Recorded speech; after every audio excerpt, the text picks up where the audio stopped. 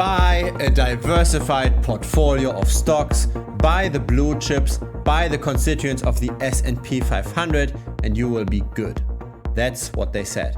But is this true? What's behind that movement that so many people are now just buying S&P 500 ETFs instead of a basket of various stocks? I tell you what's behind that. The issue is that in the stock market, as with so many things in life, the winner takes most. So if you take an average stock, if you just take a stock randomly out of the S&P 500, the chances are incredibly high that you underperform just the aggregate index. Returns are skewed to the few winners. So if you buy an individual stock, you need to have very, very strong conviction that you will see some outperformance. That's true for the stock market, that's true for the crypto market, that's true for pretty much any market. So let's have a look at this. Let's pick a random value in the S&P 500 index.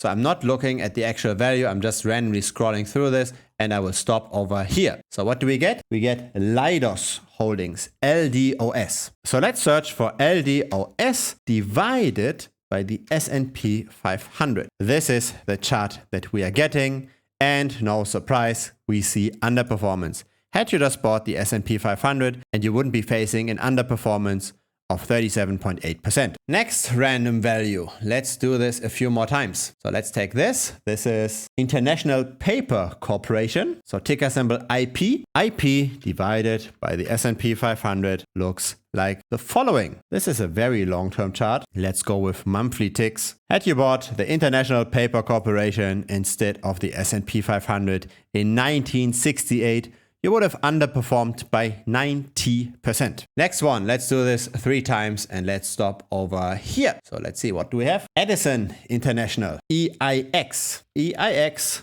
divided by SPX, the S&P 500. What do we get? We get, again, our underperformance. Isn't that interesting? Minus 85%. So what's the deal here? Chances are that whatever company you're buying, you're not doing as well as the very few winners that push up the average a lot.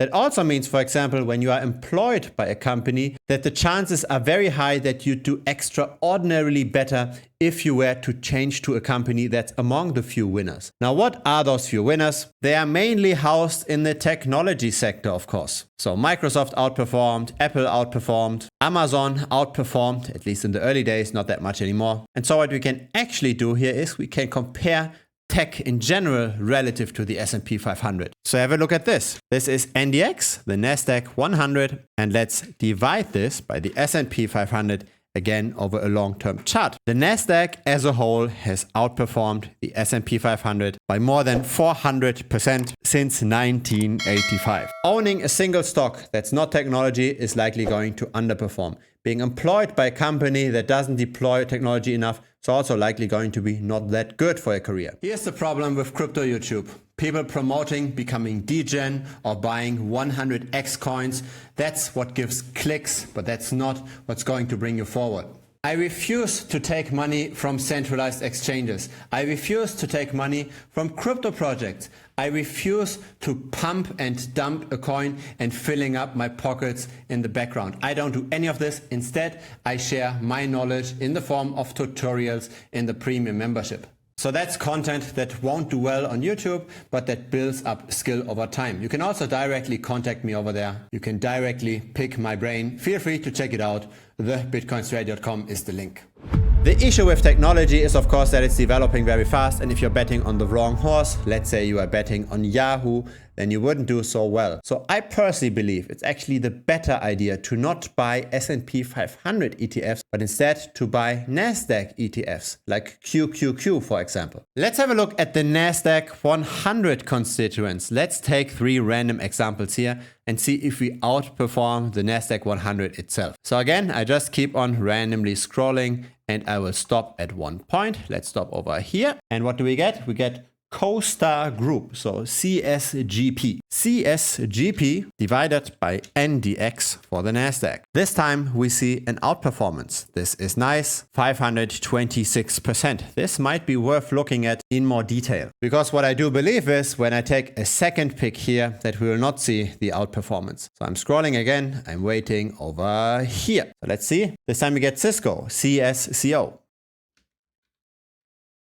That's the long-term relative chart. We had an outperformance up until the dot-com bubble, but since then we are underperforming by 85%. Let's take one more pick and let's stop over here. We get Kraft Heinz. Now, why on earth is Kraft Heinz part of the Nasdaq? Your guess is as good as mine. KHC divided by the Nasdaq. I'd be very surprised to see an outperformance here. We probably don't see this. Yeah, look at that. An underperformance of 87%. Now, what does the Cisco example show us? The same as Amazon. Let's go there. AMZN divided by the Nasdaq. Here's the long-term chart. And we don't see outperformance in the last 4 years, roughly. Tech stocks are very cyclical, and sometimes you do see outperformance, sometimes you don't. But I also believe in not just buying a basket of random tech stocks, but instead to buy the index. If you are considering idiosyncratic exposure to just buy 1 or 2 tech stocks, then you need to have a very, very strong conviction in its performance. You need to know the products, you need to know how the products are rolling out. You need to see more momentum than you're seeing on average in all of tech. Here, have a look at this. Meta, so this is Facebook, relative to the Nasdaq, a lot of up and down. A massive crash of 71%. Because the virtual reality business was a massive loss driver. Now Apple went on VR as well, and Meta cut the cost,